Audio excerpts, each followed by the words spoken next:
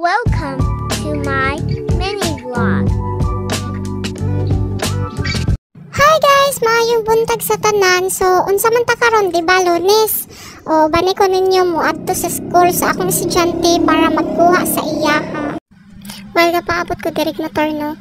Pagtanong sab na ko sa Pika side, naday si Roy nagbaktas. Then, gitawag na ko siya, nagpakit sab siya sa camera. Staraw.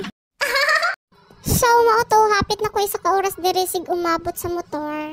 Hapit na dyan mo sa ako isa kasungay. Natingala ko dahil nga nang dali ra kay kung nakaabot tinhian. Naghulat pa gani kog motor gain. Kita mo kay dira nga nagdagan-dagan jud ko dira Tanawad dahil hapit ko ma-slide tungod sa kadanlog sa simento. Nakaabot ra gid ko sa gate sa wakas.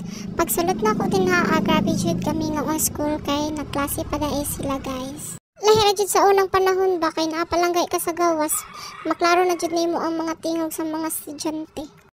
Medyo danlog jud ang simento dai kay ulan-ulan mangkod unya niinit na sab unya taud-taud mo ulan na pod. Well, gabaktas ko diha day pagtan-aw na ko sa ila school wa pamanday sila ng gawas, medyo taas-taas pa gyud ang oras. Sayo ra kaayo ko. Samtang gapaabot ko day ato sa na videohan atong alma mater diha mao day ni ang San Isidro Elementary School. O diba? Nanggawas na gid sila mo tong ako na lang po siya gi-video-videohan para naatay makontent karon na adlaw.